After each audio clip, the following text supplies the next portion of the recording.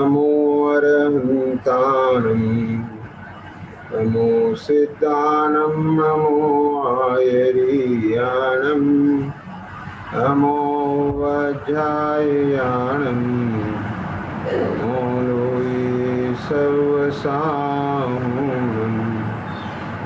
तीन भुवन में सार विराग विज्ञानता शिव स्वरूप शिवकार नमः त्रियोग समारितो।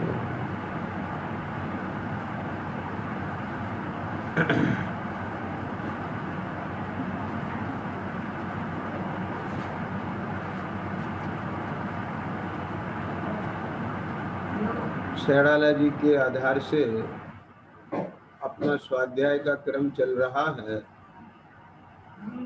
और इस क्रम में तीसरी ढाल के 12वें छंद में निशंकित अंग और निशंकित अंग में 7 भय की चर्चा हो रही है। ये जो 7 भय की चर्चा हो रही है, इस 7 भय की चर्चा में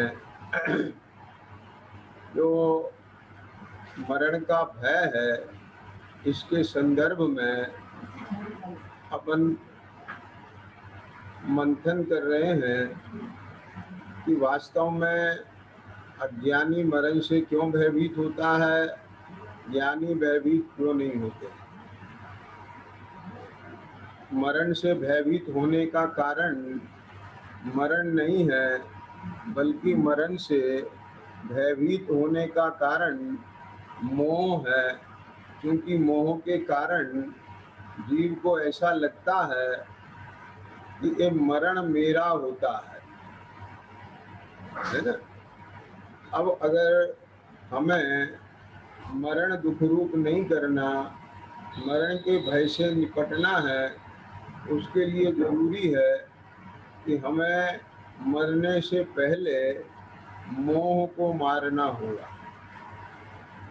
ये कल चर्चा की थी ना, मरने से पहले मोह को मारना जरूरी है।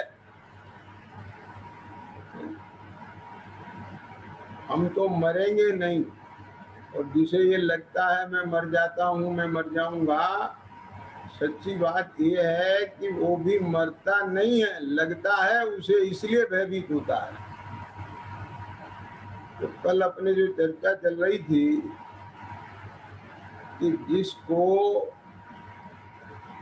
ये नहीं लगता कि मैं मर जाऊंगा, मैं मर जाता हूँ, अर्थात जो सम्यक दृष्टि ज्ञानी जीव है, वो ज्ञानी जीव को कैसा लगता है कि जैसे एक अफसर को एक ब्रांच से दूसरी ब्रांच में जाना लगता है। वो जो एक ऑनेस्ट ऑफिसर है, उसका बिस्तर तो हर समय तैयार रहता है, समझ गए क्या नहीं? ना तो वो कहीं से अपना ट्रांसफर करवाता और ना ही वो ट्रांसफर रुकवाता। कारण क्या है इसका? ये सीधा सा कारण है। यदि वो ट्रांसफर करवाना चाह रहा है तो इसका मतलब धनपाल जी ये है कि वहाँ उसको साधन अच्छे नहीं मिल रहे हैं, वहाँ उसकी 2 नंबर की कमाई नहीं हो पा रही है। और यदि वो वहाँ अपना रुकवाना चाहता है तो इसका सीधा सा मतलब ये है कि उसकी वहाँ पर 2 नंबर की कमाई अच्छी है, अथवा उसे वहाँ बढ़िया साधन मिल रहे हैं, अथवा वो ये सोचता है यार इस ब्रांच में तो काम बिल्कुल नहीं है, पड़े रहो। तो कोई ना कोई है ना कारण।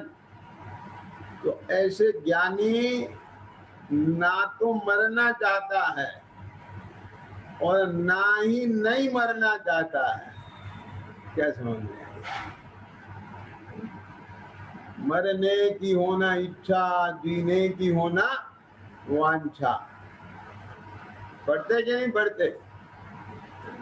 लाखों वर्षों तक जीऊं या मृत्यु आदि आ जाए, चाहे मुझे आप इस ब्राज में 5-10 साल रखे रखो, जीवन भर रखे रखो, और चाहे आज ही ट्रांसफर कर दो, मुझे क्या दिक्कत है, मुझे तो काम करना है ना। ख्याल में आया कि नहीं आया? ऐसे ही जो सम्यक दृष्टि जीव ज्ञानी धर्मात्मा होता है, वो ये कहता है मुझे तो मेरा काम करना है। और ये विगत कल और परसों की चर्चा में मैंने इस बात पर बल डाल करके बात कही थी, जो धर्मात्मा ज्ञानी जीव होता है वो घर में क्यों रह रहा है। बोली थी ना ये बात कि वो घर में अपने रोग को मिटाने के लिए रह रहा है। अभी उसके राज इतना है, अभी उसका आत्मबल इतना कमजोर है कि अभी वो घर छोड़ के नहीं जा पा रहा है। समझ में आया कि नहीं? वो घर क्यों छोड़ना चाहता है? क्या उसे घर से कोई द्वेष है क्या? नहीं भाई साहब, मैंने आपसे कहा था ना जिन्हें कि प्राथमिक पाठशाला में 5वीं क्लास तक की पढ़ाई होती है, और जब प्राथमिक पाठशाला में पढ़ाई पूरी हो जाती है तो छोड़ना पड़ता ही है उसे। फिर अब आपने जब 5वीं कक्षा पास कर ली तो फिर आप उसे जो छोड़ रहे हो स्कूल को, जिस स्कूल ने आपको ए अनार सिखाया, ये तो बहुत गलत बात है विपिन जी। जिसने 1 2 3 लिखना सिखाया, 1 2 3 4 सिखाया, आप उसे ही छोड़ के जा रहे हो, ये तो बहुत गलत बात है। अरे गलत बात नहीं है, उसने 1 2 3 4 ए अनार आ आम इसीलिए सिखाया था कि तू ये सब पढ़ करके और फिर बड़े स्कूल में जाना। बात पकड़ में आया कि नहीं आया? तो उसे तो खुशी है इस बात की। ख्याल में आया कि नहीं आया? ऐसे ही ज्ञानियों का जो परिवार होता है, तो अगर उसमें कोई 5वें गुण स्थान की पराकाष्ठा को प्राप्त कर लेता है, आप समझे ना क्या क्या?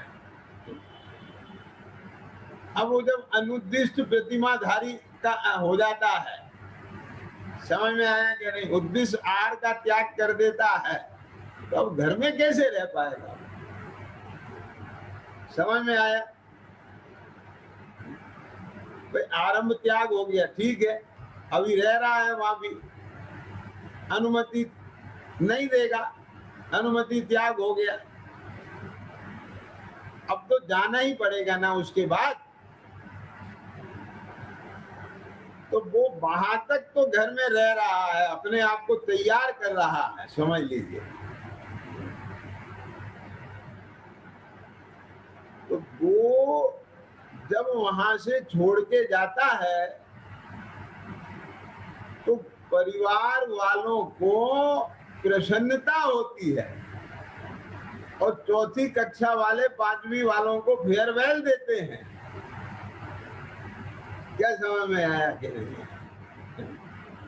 तो ऐसे यहाँ वाले भी उसको विरक्त पुरुष को फेयरवेल देते हैं कि बहुत अच्छा है भैया, आप तो हमें ये आशीर्वाद दो कि जल्दी से हमारा भी फेयरवेल हो।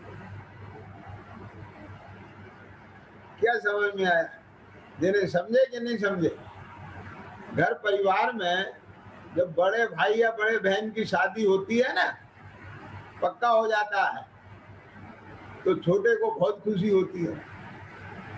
ये क्यों खुशी होती है उसे? कि मेरा लाइन क्लियर हो गई है। क्या समझ में आ गई बात?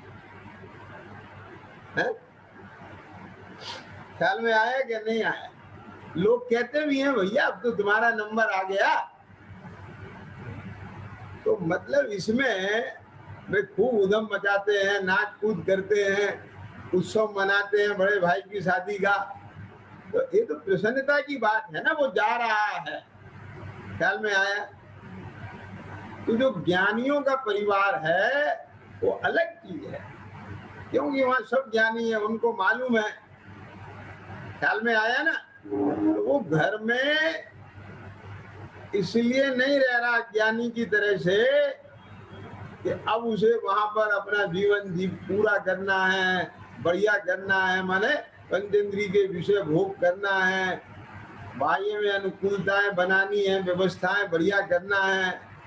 अज्ञानियों की तरह से वो इस घर परिवार में रह करके वे सब नहीं करता। ज्ञानी तो अपने रोग को मेटने का उपाय करता है। अब ध्यान से सुनना जरा, जितना रोग है वो रोग के लक्षण आएंगे और रोग अपना काम करेगा। तो समझ में आई कि नहीं आई? अगर किसी को खांसी उठती है, खांसी का रोग है, तो खांसेगा कि नहीं खांसेगा बोलो? अगर किसी को नजला जुकाम हो गया है तो नाक से पानी निकलेगा कि नहीं निकलेगा? छींकें आएंगी कि नहीं आएंगी? तो ऐसे ही इसके अभी बाह्य आसक्ति नहीं मिटी है। ख्याल में आ गया ना? सम्यक दृष्टि तो है लेकिन बाह्य आसक्ति नहीं मिटी है। अभी इसे अवरति का रोग है, तो अवरति संबंधी परिणाम दिखेंगे कि नहीं दिखेंगे? समझ में आ गया कि नहीं आया?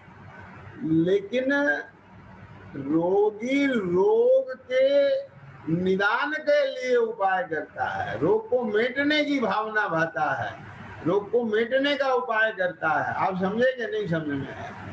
तो वो यहाँ रह करके वेद विज्ञान की साधना पूर्वक, आत्म स्वभाव के आश्रय पूर्वक, विशेष बाह्य व्यवहार धर्म साधनों में परिवर्तिता हुआ, अपने रागादि को घटाता हुआ, अपने ज्ञान वैराग्य को और मजबूत करता हुआ, आप समझे ना, इन राग को मीटता हुआ आगे बढ़ता है। उसको तो जो उसने मुक्ति का मार्ग पकड़ा है उस पर आगे चलना है। अब सुनो ध्यान से, इस बीच इस पर्याय में आगे बढ़ जाए तो वेल एंड गुड, और यदि इस मार्ग में आगे बढ़ते हुए आयु कर्म बीच में आ जाए तो भी कोई बात नहीं, अब आगे करेंगे। आई बात समझ में कि नहीं आई? कभी कभी ऐसा भी तो होता है ना कि तीसरी चौथी कक्षा में पढ़ रहा है, प्राथमिक स्कूल भी नहीं है, माता पिता का ट्रांसफर हो जाता है। दो कारण से स्कूल छूटता है, या तो उसने स्कूल की हद पूरी कर ली, उसके बाद वहां पर भी पढ़ाई नहीं है। दूसरा ये कि बीच में जाना पड़ गया। आप समझे बात? तो यहाँ या तो वो जो ज्ञानी धर्मात्मा जीव घर में रह रहा है, अब घर में रह करके जितनी साधना वो कर सकता था वो पूरी हो चुकी है। अब इससे आगे की साधना घर में संभव नहीं है। और दूसरी बात के जैन जी इसके साथ ही, क्या मतलब, जब उसके अंदर में इतना आत्मबल बढ़ गया कि वह पराश्रय के बिना, किसी की अपेक्षा के बिना निरपेक्षता का जीवन, स्वाश्रय जीवन जी सकता है, तो फिर घर में क्यों बंद होकर के रहे वो? ख्याल में आया कि नहीं? ये दोनों चीजें हैं एक साथ। तो एक तो अब उससे आगे की साधना यहाँ नहीं हो सकती, और दूसरी बात ये है कि अब उसे यहाँ रहने की जरूरत ही नहीं है। ख्याल में आया? क्योंकि अब उसका यहाँ रहना उसके लिए भी आकुलता रूप है और घर वालों के लिए भी आकुलता रूप है। आगे समझ में कि नहीं आगे? मैं ऐसे बताऊं इस बात को, ये जो चश्मे का नंबर है ना, ये चश्मे का नंबर, जितने नंबर का आप चश्मा लगाते हो तो वो उतने नंबर का चश्मा क्यों लगाते हो? कि मुझे उतने नंबर से दिखता है, तो उतने नंबर से दिखता है इसलिए ये लगाते हैं कि अभी आंख की ज्योति इतनी कमजोर है, इसलिए इतने नंबर से दिखता है। जिन्हें समझ में आ रही है बात पकड़ना जरा। यदि मुझे 2 नंबर के चश्मे से दिखता है तो 2 से ही दिखेगा, चाहे ज्योति आंख की कमजोर और हो जाए या पावर और आ जाए। ये नहीं है ना संबंध नंबर का, आप समझ गए? अब अगर आंख की ज्योति कमजोर है और मैं 2 नंबर की जगह 1 नंबर का चश्मा लगाऊं तो भी तकलीफ होगी कि नहीं होगी? और 4 नंबर का लगाऊं तो भी तकलीफ होगी। तो जिस चश्मे को आज लगा के मैं आराम से पढ़ सकता हूं, जो चश्मा आज मुझे पढ़ने में साधक है, लेकिन वही चश्मा यदि मेरे आंख की ज्योति और पावरफुल हो जाती है तो यही चश्मा पढ़ने में बाधक हो जाता है।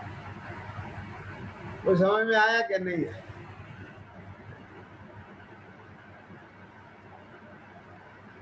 क्या कहा? पकड़ में आ गई बात? माने जिस आत्म बल की कमी से अभी अवरत संबंधी कर्म का संस्कार उदय रूप तीव्र होने से एक घर नहीं छूट पा रहा था। एक घर मेरे लिए आत्म आराधना साधना का एक साधक था, पर जब अंदर में ज्ञान वैराग्य शक्ति बढ़ जाती है, आत्म स्थिरता बढ़ने लग जाती है, तो फिर यही घर मेरे लिए बाधक होने लग जाता है। एक घर बाधक नहीं होता, बात को समझिए। जिस इस घर संबंधी विकल्प ये सब बाधक आकुलता रूप बनते हैं। बात पकड़े? इसीलिए क्रम क्रम से, है ना, पहले उसने आरंभ व्यापार छोड़ा, अब उदासी श्रावक की तरह से रहने लग गया। ठीक है कि भाई देखो हम कोई काम धंधा अब नहीं करेंगे, है ना, बस अब कुछ पूछा पाछी हमसे करोगे तो बता देंगे बस थोड़ा सा। लेकिन जब उसको वो पूछा पाछी भी बोझ रूप आकुलता रूप लगने लग गई, अपनी साधना में बाधक लगने लग गई, अब उसका वो भाव भी अब नहीं आता। अब जब वो भाव भी नहीं आता, क्योंकि वो तो सर्व विकल्प छोड़ना चाहता है। तो समझ में आ रहा है कि नहीं आ रहा है? अभी आपको जुकाम होता है ना, जब बहुत पानी टपकता है तो 4 रुमाल रखना पड़ते हैं। क्या समझ में आ गया? और जब जुकाम कम होने लगे तो फिर भी 4 रुमाल लेके चलोगे क्या? आगे समझ में कि नहीं आगे?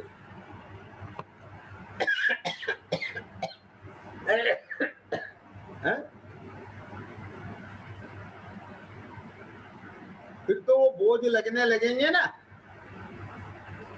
तो ऐसे अंतर का ज्ञान वैराग बढ़ता जाएगा, तो फिर वो कोई सलाह भी ले हमारे से तो नहीं चल, अच्छा नहीं लगता, हावी नहीं होता।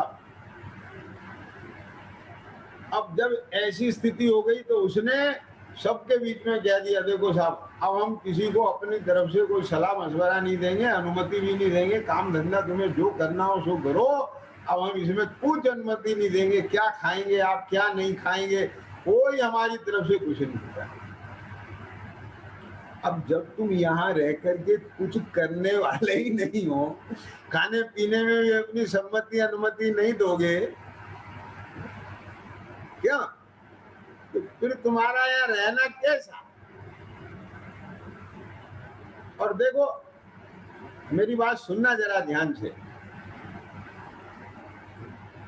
ये बात लोग कहते हैं, पुराणों में भी आपने पढ़ा है कि आप घर छोड़ के मत जाओ बेटा, तुम जैसी साधना करना चाहते हो यहीं रह के कर लो, तुम्हारे अनुकूल हम सब व्यवस्थाएं बना देंगे।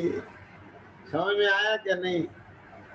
बोले माँ सुनो अब ध्यान से, पिताजी सुनो ध्यान से, हे पत्नियों सुनो ध्यान से।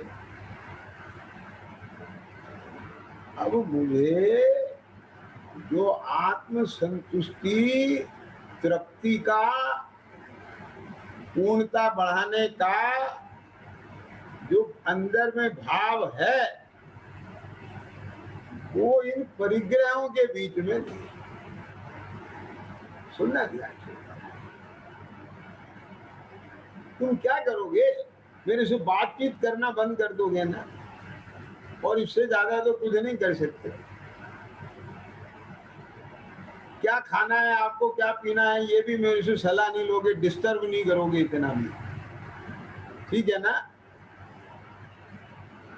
लेकिन सुनना ध्यान से, मुझे कपड़ा तो पहनना पड़ेंगे ना, इन्हें पहनना और इन्हें उतारना, ये भी अब मुझे बोझा लगता है।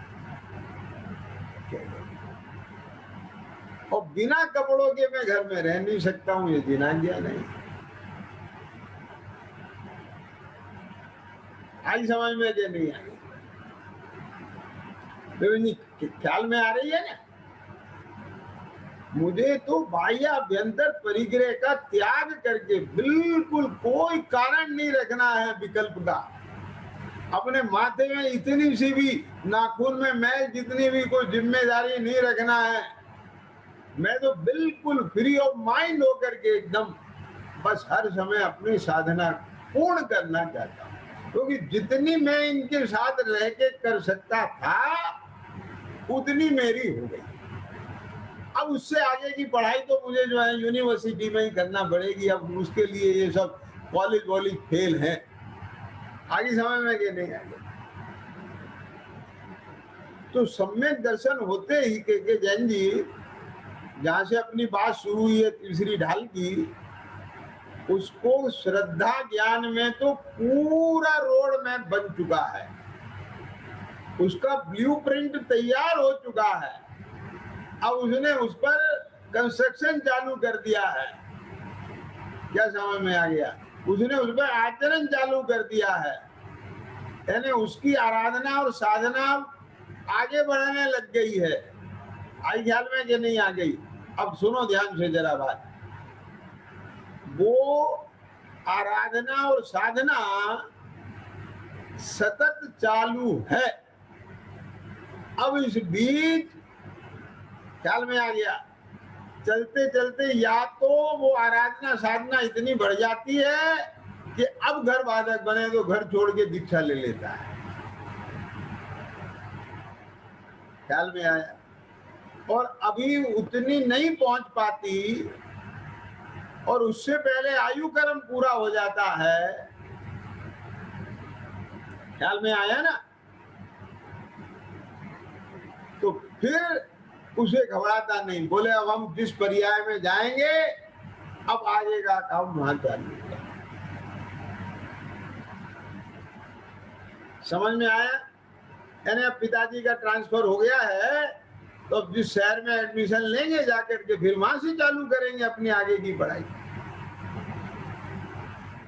विपिन जी क्या आप पकड़े ना बात? जिन्हें अरे इसमें कभी कभी तो कीमत बहुत चुकाना पड़ती है ट्रांसफर में। ये क्या कीमत चुकाना पड़ती है? यहाँ तो बच्चा पढ़ रहा था 5वीं क्लास में, और दिल्ली बंबई जब पहुंचता है तो वहां के स्कूल वाले लेते हैं उसे चौथी क्लास में। होता है कि नहीं होता? तो यहाँ भी होता है कि यहाँ पर तो श्रावक दशा थी, यहाँ पर तो मुनि दशा थी, और ट्रांसफर हो गया स्वर्ग में, तो वहां पे क्लास रह गई चौथी। कोई बात नहीं भैया, अब क्या करा जाए, आत्मा कुछ कर भी तो नहीं सकता ना इसमें। क्या क्या बोलो, बताओ मुझे, नहीं समझ में आया है? आत्मा कुछ कर भी नहीं सकता इसमें। तो क्या व्यवस्था है कर्म की,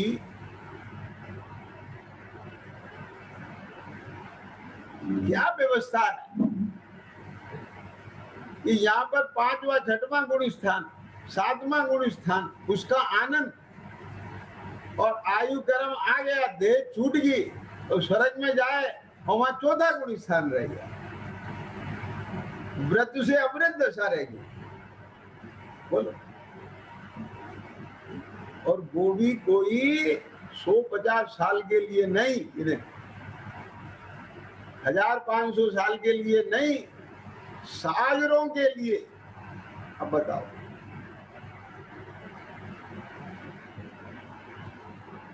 अब मैं आपसे एक बात पूछना चाहता हूं कि कितना बड़ा धैर्यवान होता है सम्यक दृष्टि, आप यहां से उसका धैर्य नापो। क्या जाएंगे? सम्यक दृष्टि का ट्रांसफर हो गया नरक में, अब उसका धैर्य देखो आप। नरक की ऐसी प्रतिकूलता, ऐसे वहां पर क्रूर हिंसक भाव वाले नारकियों के बीच में, लेकिन वो जानता है कि मैं इसमें कुछ नहीं कर सकता।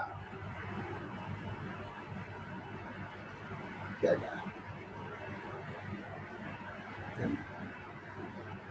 ये तो कर्म की नैसर्गिक व्यवस्था है। तो बोले आप कुछ नहीं कर सकते, आप पुरुषार्थहीन हो गया। अरे मैं तो मेरे में पुरुषार्थ कर सकता हूं, मैं कर्मों में कुछ नहीं कर सकता। अब उन परिणामों के, मेरे पुरुषार्थ के निमित्त नैमित्तिक पने से उनमें जो होता है वो होगा। क्या समझ में आया कभी? क्या ना तो मुझे ये पता है कि मुझे ऐसा करने के लिए ऐसे परिणाम लाऊं, और ना मैं परिणाम ला सकता। क्या आप समझ रहे हो बात को?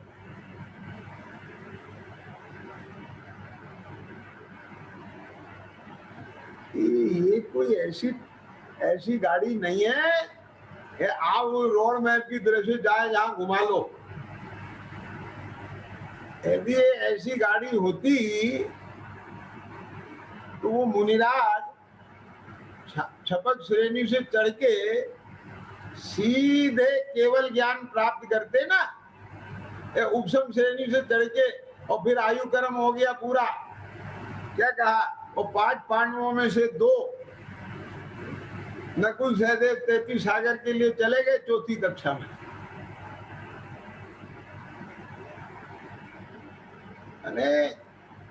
एक जो वस्तु का स्वरूप है, जो वस्तु विज्ञान है, वो हमारे ज्ञान में होना चाहिए। अब सम्यक दृष्टि इस बात को लेकर के आरत ध्यान करता रहे, वो 33 सागर तक में आरत ध्यान करता रहे कि अरे देखो तो सही, एक जरा सी हमसे गलती हो गई, अब 33 सागर उसकी सजा भुगतना पड़ेगी, हमारे तो 3 भाई मोक्ष में चले गए। क्या अब उन्हें आरत ध्यान चल रहा होगा ना वह सर्वार्थ सिद्धि में, महाराजा श्रेणी को वह नरक में आरत ध्यान चल रहा होगा ना, इस बात को लेके सोचो। यहां हमें 2-4 घंटे का धीरज नहीं है।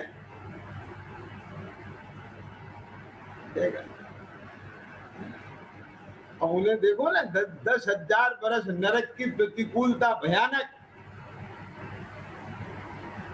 इतनी गर्मी, भूख प्यास। अब वो राजा सैनिक के लिए स्पेशल वो नहीं है कि वहां उन्हें भोजन मिल जाएगा, पीने के लिए पानी मिल जाएगा। आप समझे ना, ऐसा नहीं है। बस जितनी शांति उन्हें है वो उनकी श्रद्धा ज्ञान के बल की है।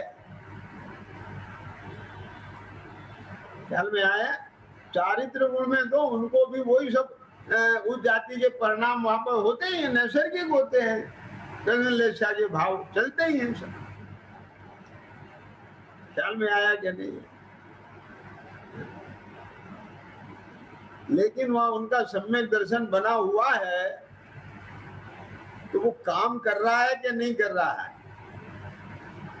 वहां इस बात का निर्णय है कि नहीं है कि ये सब कर्म का परिणाम है, नो कर्म का परिणाम है, ये मेरा स्वरूप नहीं है, मैं तो ये ज्ञान दर्शन उपयोग में जीव था, हूं और रहूंगा। बोलो, ये श्रद्धा ज्ञान में मौजूद है कि नहीं? ये नहीं हो तो फिर सम्यक दर्शन कैसे रहेगा?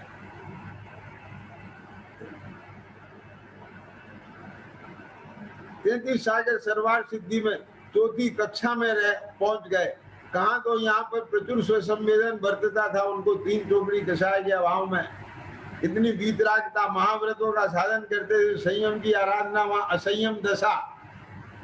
लेकिन अब करें क्या? मैंने सुनना ध्यान से, ये मैं बिंदु को इसलिए हाईलाइट कर रहा हूं कि अपने जीवन में कोई भी कर्म का उदय, चाहे अनुकूलता को लेके आए चाहे प्रतिकूलता को लेके आए, अब वो आ ही गया है तो हम करें क्या?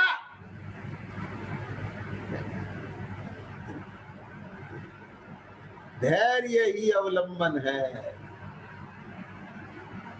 ख्याल में आया क्या नहीं आया? अरे सुनना ध्यान से, वो चाहे वहां हो चाहे वहां हो, मैं तो बुद्धि पूर्वक जो कर सकता हूं वो मैं करूंगा, जो नहीं कर सकता हूं वो कहां से करूंगा, और जो कर सकता हूं उसमें प्रमाद नहीं करूंगा। क्या पॉइंट पकड़ में आया कि नहीं?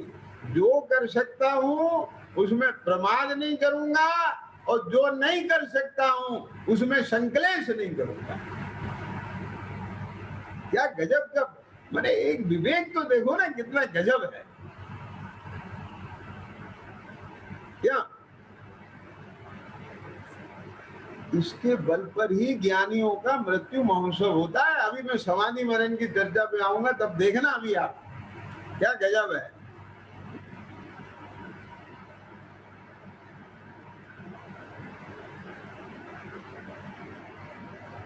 देखो, कोई भी ज्ञानी जीव इस शरीर की इतनी उपेक्षा नहीं करता जिससे ये शरीर जल्दी छूट जाए।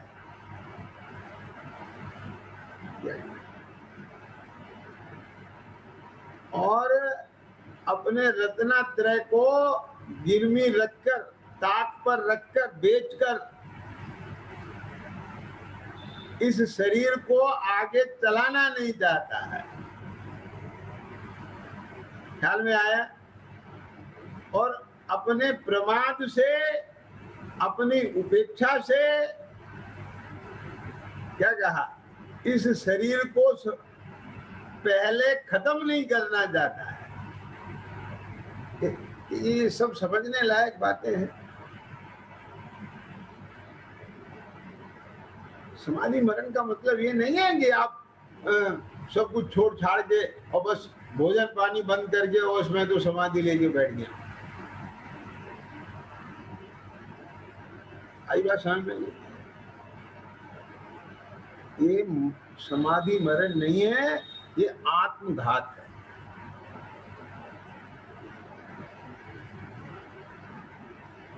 अभी बोला ना कि देखो ये मनुष्य पर्याय में जहां तुम संयम की साधना कर सकते हो, जहां तुम अपने आत्म स्वरूप के का आश्रय बढ़ा करके अपनी वितराग विज्ञानता विशेष कर सकते हो, यहाँ इस जाति का इस प्रकार का इस पर्याय में नैमित्तिक पना है, तो फिर तुम इस शरीर को क्यों छोड़ रहे हो उपेक्षा करके, प्रमाद करके? आप समझे कि नहीं समझे? अरे सुनो ध्यान से जरा, इस चश्मे लगाने से, चश्मा लगाने से मैं आराम से पढ़ पा रहा हूं, तो मैं चश्मे की संभाल कैसे करूं? आप बताओ कैसे करूं? ये जितनी संभाल अपनी आंखों की करता हूं, उतनी संभाल चश्मे की करूंगा कि नहीं करूंगा? लेकिन जैसी संभाल आंख की करता हूं वैसी इसकी नहीं करूंगा। ये क्यों? क्योंकि आंख मेरी है, चश्मा मेरा नहीं है। चश्मा तो तात्कालिक है, नंबर भटक जाएगा तो चश्मा बदलेगा, आंख थोड़ी बदलेगी। बात पकड़ में आ रही है कि नहीं आ रही है? ये तो साधन है, लेकिन जिस साधन से मेरे साध्य की सिद्धि होती हो, तो मैं उस साधन के पीछे क्यों पड़ूं? उसे तोड़ने फोड़ने में क्यों करूं? मेरी किसी लापरवाही से चश्मा टूटता हो, स्क्रैच आ जाते हो, वैसा वर्तन क्यों करूं? आप समझे कि नहीं? वो करते ही नहीं, बहुत सहज भाव से इसको आराम से उतारते हैं, ऐसे रखते हैं, डब्बी में रख देते हैं, बस खत्म। इसको सुरक्षित रहने में, सुनना ध्यान से जरा,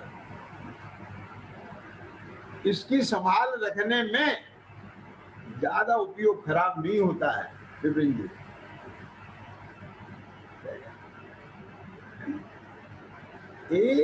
ये ज्यादा आपका उपयोग नहीं खाता, तो कौन खाता है उपयोग? उपयोग कोई और खाता है। हाँ? कि डब्बी कैसी होना चाहिए, हाँ?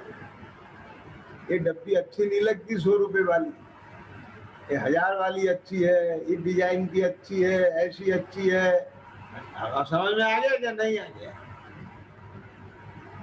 तो बात तो इसकी सुरक्षा की थी ना।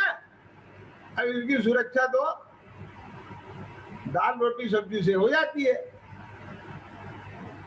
स्वास्थ्य के लिए भोजन है, लेकिन ये तो स्वाद के लिए करता है, तो उसमें तो योग उपयोग तेरा लगेगा, विकल्प बनेंगे, या आकुलता होएगी। क्या समझ में आया? पॉइंट समझ में आ रहा है कि नहीं आ रहा है? तो इसको, इस साधनों को जितना हमारा चाहिए वो बहुत नहीं चाहिए, बहुत नहीं चाहिए। सादगी का जीवन, सरलता का जीवन, सात्विक जीवन, इसको ज्यादा योग उपयोग नहीं चाहिए। बोलो बताओ, आप समझ गए कि नहीं समझ में आए? तो जितनी जितनी आंख की ज्योति बढ़ती जाएगी, चश्मा बदलता चला जाएगा, उसमें क्या दिक्कत है? तो जितना जितना भेद ज्ञान की शक्ति बढ़ती चली जाएगी, उतना उतना बाहर का प्रवर्तन बदलता चला जाएगा, इसमें क्या दिक्कत है?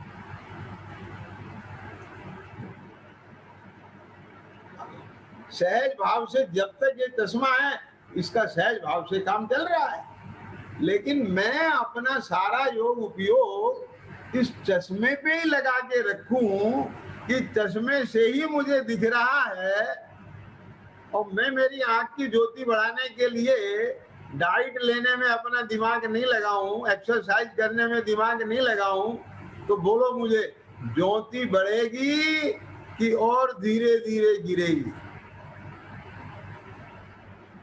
पॉइंट समझ में आया कि नहीं आया?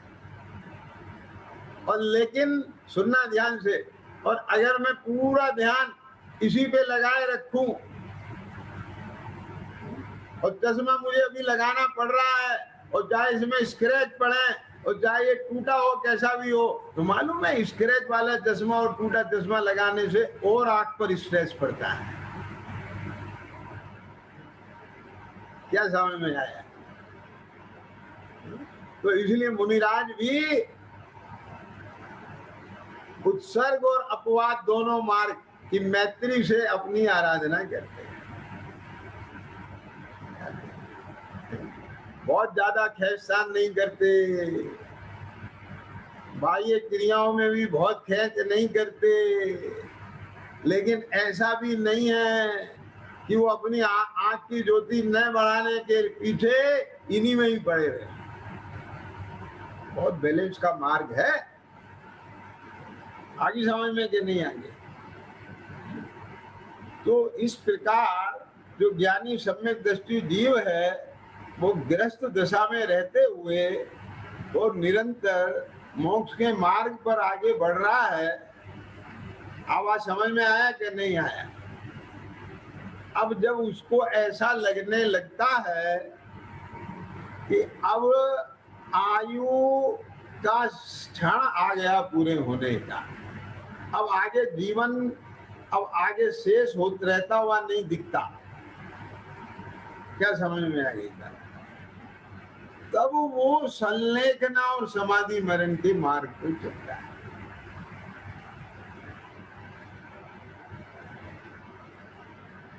आई बात पकड़ लो। देखो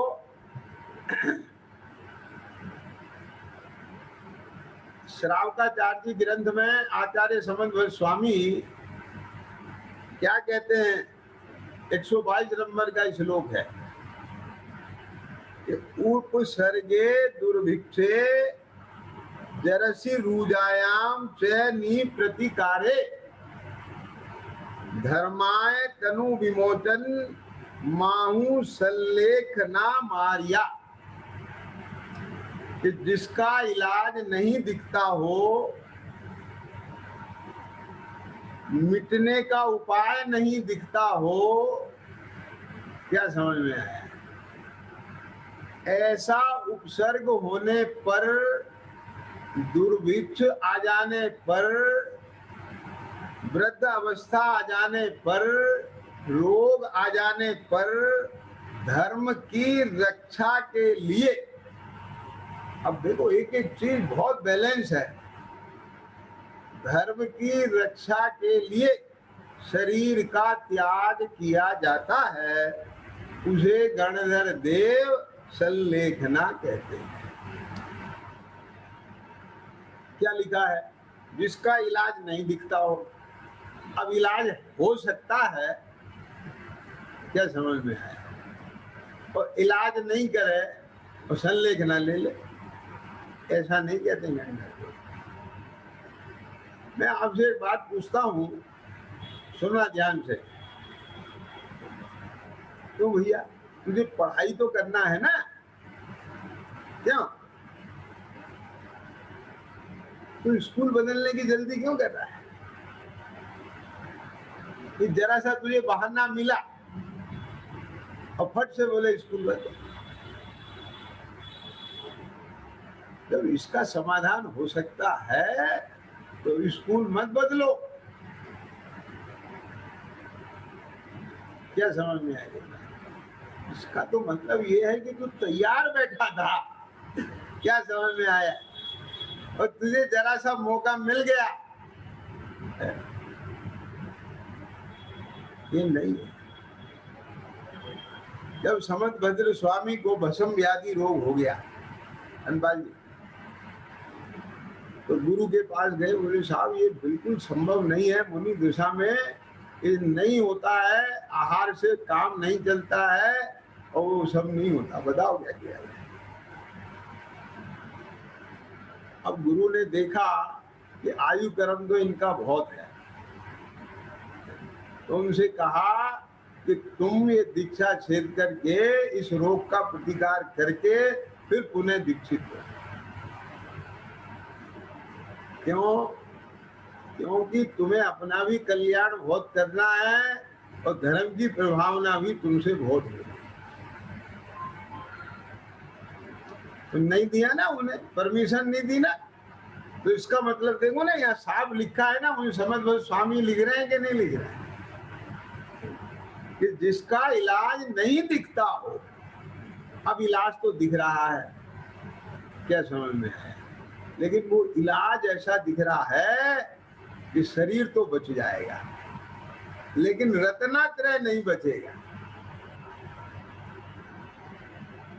समझ में आया कि नहीं आया? हमारा सम्यक दर्शन नहीं बचेगा, सम्यक ज्ञान नहीं बचेगा, सम्यक दारिद्र्य नहीं बचेगा। तो जिसके लिए हम इस शरीर को बचा रहे हैं, अब वो ही नहीं बचेगा तो शरीर को बचा के करें क्या? नहीं आया लॉजिक समझ में? इससे तो अच्छा है ये शरीर चला जाए, हमारा रत्नात्रय बच जाए।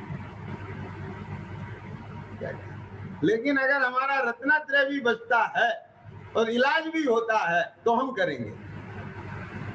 क्या समझ में आया? आप समझ गए कि नहीं समझ में आया?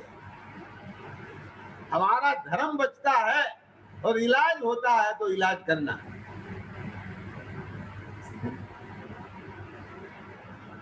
पॉइंट समझ में आ रहा है ना?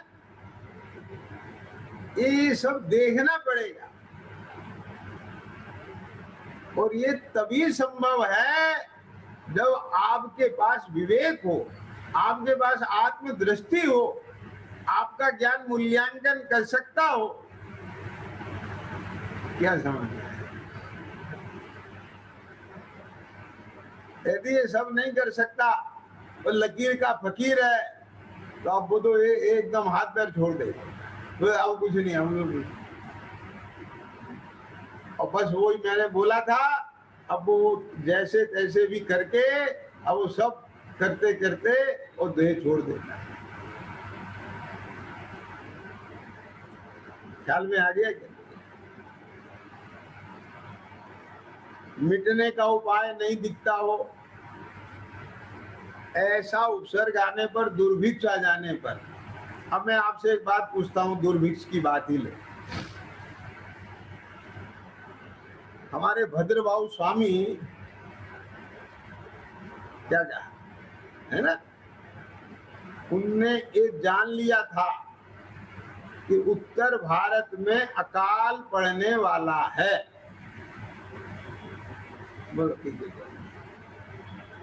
समझ में आ गया ना?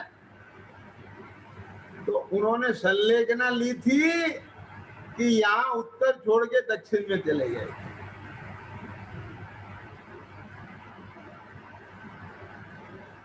अब बोलो ये बात पकड़ में आ गई कि नहीं आ गई?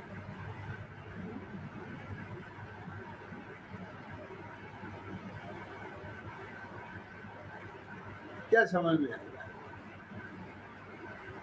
नहीं, अभी है ना उपाय, है ना मार्ग, है ना हमारे पास रास्ता है कि जिससे हमारा संयम भी नहीं बिगड़ रहा है, धर्म भी नहीं बिगड़ रहा है और हम उससे निकल भी जा रहे हैं। बिहार कर जाओ, यहाँ से क्या दिक्कत है? क्या जरूरत है यहीं पकड़ के रहने की? अरे भैया, अगर किसी व्यक्ति की आजीविका किसी क्षेत्र में बिगड़ जाती है तो वो क्षेत्र बदलता है कि नहीं बदलता? पकड़ रखता है क्या उसकी? अगर किसी क्षेत्र विशेष से हमारी धर्म आराधना बिगड़ती है, बाधित होती है, तो क्या करना उसे? क्षेत्र बदल दो। जिस क्षेत्र में हमारी धर्म साधना ना बिगड़े वहां चले जाओ। क्या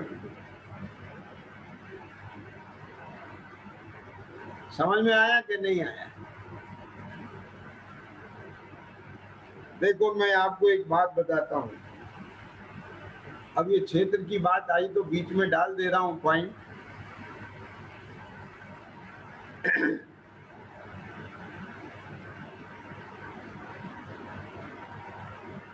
एक होता है जीवन निर्वाह, एक होता है जीवन को अच्छा बनाने के लिए कुछ संस्कारित करना, इसे कहते हैं जीवन निर्माण। और तीसरा है जीवन, ये जन्म मरण से छूट के जीवन का निर्माण।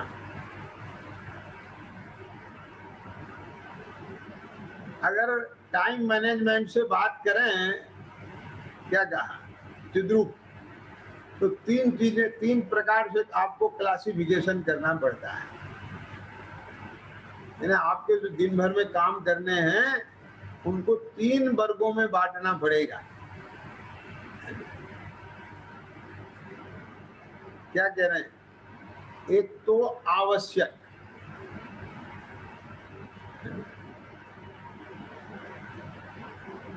एक महत्वपूर्ण और तीसरे अनावश्यक।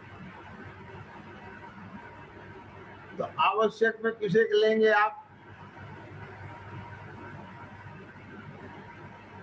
भाई साहब, आपको सवेरे उठ करके फ्रेश तो होना ही पड़ेगा ना, नहाना धो के कपड़ा तो पहनना ही पड़ेंगे ना, ये तो जरूरी है, नाश्ता तो करना ही पड़ेगा ना। तो सबसे पहले आप जो है उस काम से फारिग हो। अब उसके बाद जितने भी आपके दिन भर के महत्वपूर्ण काम हैं उन्हें पहले निपटाओ, और जो कम महत्वपूर्ण है और बेमहत्वपूर्ण है उन्हें सबसे बाद में देखेंगे। तो इसी तरह से आवश्यक में मालूम है, देव पूजा आवश्यक है? वो महत्वपूर्ण नहीं है, हाँ वो अनिवार्य है। सबसे पहले अनिवार्य कार्य निपटाए जाएंगे।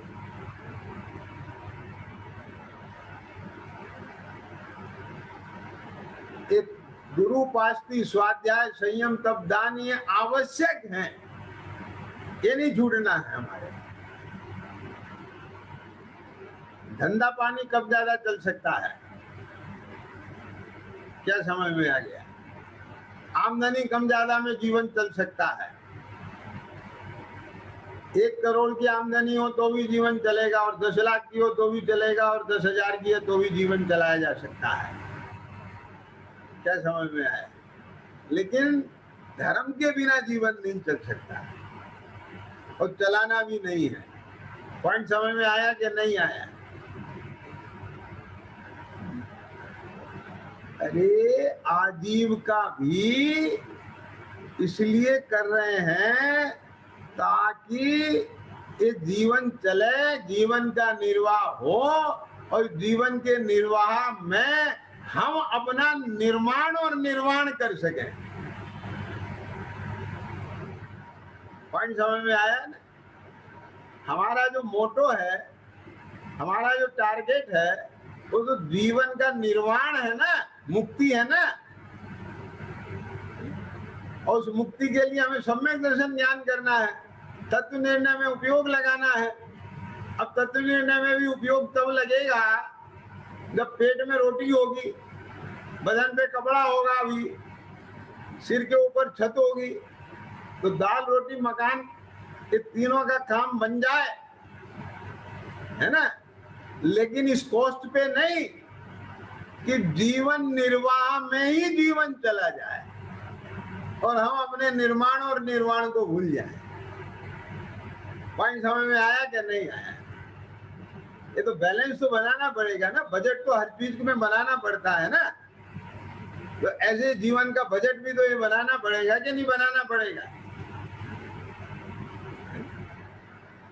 तो मैं एक बात क्या कह रहा था, मैं बात ये कह रहा था कि ये अनिवार्य है। क्या समझ? तो ये धर्म अनिवार्य है। ये जो मनुष्य शरीर है, ये शरीर साधन है। क्या समझ में आया? अपने धर्म का बाह्य में निमित्त है ये, लेकिन हमें धर्म साधना करनी है इसमें बैठ के, इसलिए इसको मेंटेन रख रहे हैं। लेकिन इसके मेंटेन में अगर हमारा धर्म ही बिगड़ता है तो इस कीमत पर हमें इसे मेंटेन नहीं करना। समझ में आ गया कि नहीं आया? हमें वो आजीविका नहीं करना है कि जिस आजीविका से हमारा धर्म बिगड़ता हो, क्योंकि धर्म ना बिगड़े इसके लिए आजीविका कर रहे हैं। नहीं समझ में आई बात? पंडित सदाशिव जी ने लिखा है ना कि आजीविका बिगड़े तो परिणाम बिगड़ते हैं, परिणाम बिगड़े तो धर्म में भी उपयोग नहीं लगता है। तो हमारा परिणाम धर्म में ना बिगड़े इसके लिए आजीविका कर रहे हैं। और वो आजीविका से हमारा धर्म ही बिगड़ जाए तो क्या करें उस आजीविका का? पॉइंट समझ में आया कि नहीं आया? तो इसी तरह से ज्ञानी जब तक बने इस जीवन को बचाता है। क्या समझ में? इसका अर्थ ये नहीं है कि वो मरना नहीं चाहता है। क्या बोला? तो इसका अर्थ ये भी नहीं है कि वो मरना चाहता है। क्या समझ में आई? पॉइंट समझे ना? मरना नहीं चाहना इसका अर्थ ये नहीं है कि वो जीना चाहता है, और वो ये भी नहीं चाहता मरना चाहता है। वो तो अपनी आराधना करना चाहता है, वो तो अपने टारगेट को पाना चाहता है। तो बीच में फिर ये डिस्टरबेंस क्यों करे? स्कूल बदलने का, शरीर बदलने का? नहीं समझ में आई बात? जब उसका काम यहाँ चल रहा है और जहां तक बने वो थोड़ी बहुत दिक्कतों को एडजस्ट करके वो इस स्कूल में रहेगा, क्योंकि स्कूल बदलना भी कोई आसान काम नहीं है। तो शरीर बदलना भी कोई आसान काम नहीं है। आप बात समझे ना? और जब यहाँ आराम से काम चल रहा है, थोड़ा बहुत योग उपयोग लगा करके जिससे हमारा धर्म भी नहीं बिगड़े और इसका इलाज किया जा सकता है और ये हो सकता है। अब बात समझ में आए? क्यों तो करता है? अपने को मरण की आग में नहीं झोंक देता है। लेकिन मुनिराज के भी सुनना ध्यान से, या तो गुरु की आज्ञा होवे तो मुनि दीक्षा छेद करके वो इलाज करते हैं। मुनि दशा में बने बने स्वयं अपना इलाज नहीं करते। उनकी औषधि पान का भाव और जिम्मेदारी गृहस्थों की है। समझ में? ये गृहस्थ उनकी वैयाव्रत सेवा करते हैं। वैयाव्रती संघ के दूसरे मुनि एक दूसरे की करते हैं, लेकिन भोजन बना के कहां से देंगे? वो उनके पास तो साधन ही नहीं है। तो बाहर में जो उपचार बने वो करते हैं। ख्याल में आया ना? हाथ पैर दबाना, उनके हाथ पैर दबाना उद्देश्य नहीं है, उनके परिणाम ना बिगड़े ये उद्देश्य है। हर चीज के पीछे विज्ञान है। लेकिन हाथ पैर दबाते दबाते ही परिणाम बिगड़ने लग जाए तो ये क्या मतलब? कि जब उन्हें लगे कि ये तो हाथ पैर दबाने का मजा लेने लगे हैं, तो ये भी तो परिणाम बिगड़ना है कि नहीं है? क्योंकि जन जी आप पकड़ गए कि नहीं पकड़ गए? रोग के लिए दबाया जा रहा है, भोग के लिए नहीं दबाया जा रहा है। बात समझे कि नहीं समझ में? ये दोनों ही परिणाम बिगड़ने की कैटेगरी है। ये देह में उपयोग ना जाए, लेकिन दबवाने में देह में ही मजा आने लगा दबवाने में, तो देह में तो जा ही रहा है वो भी परिणाम बिगड़ना है। मतलब क्या है कि वो शरीर की व्याकुलता मिट गई, वो जो परिणाम बहुत वहां जा रहा था, स्खलित हो रहा था, अब वो थोड़ा कंट्रोल हो गया और उसी को अपनी चिंतन में लगा, वैराग भावना में लगा, आत्म स्वरूप को जानने देखने में लगा, उसमें ठहरने में लगा। इसके लिए हमने थोड़ा सा सहारा दिया। पॉइंट पकड़ में आया कि नहीं आया? मतलब इन सब चर्चाओं से आपके ज्ञान में बात आने लगी होगी कि आखिर करना क्या है, होना क्या है।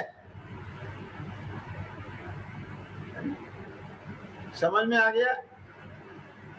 तो जो ज्ञानी है उनका जो मरण को उत्सव कहा, जैसे कि हमने कल कहा था कि उसको ब्रांच बदलने का ऑर्डर आ गया, अब तो बदलना ही है।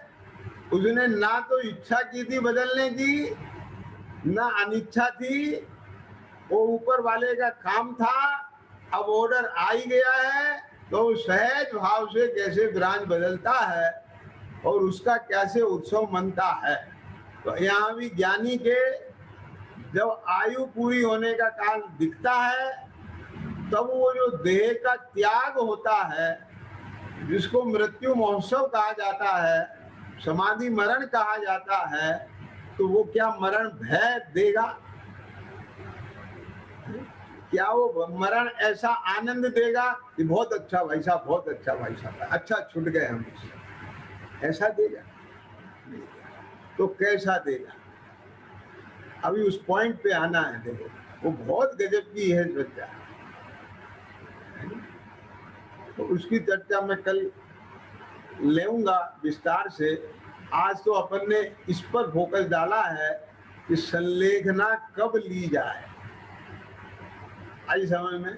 ज्ञानी भी मरण के लिए माने मरण को सन्निकट देख कर संलेखना लेते हैं। ये संलेखना, सुनना जरा ध्यान से, मरने की तैयारी नहीं है कि जाएंगे।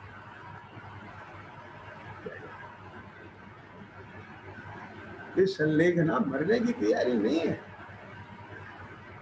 तो काहे की तैयारी है? ये समाधि मरण की तैयारी है। तो समाधि मरण में भी तो मरण की ही तैयारी है ना, भले ही वो समाधि रूप से मरण हो।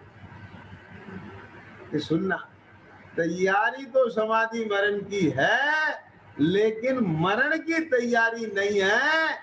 मरण के काल में भी आनंदमय जीवन कैसे बना रहे, इसकी तैयारी है।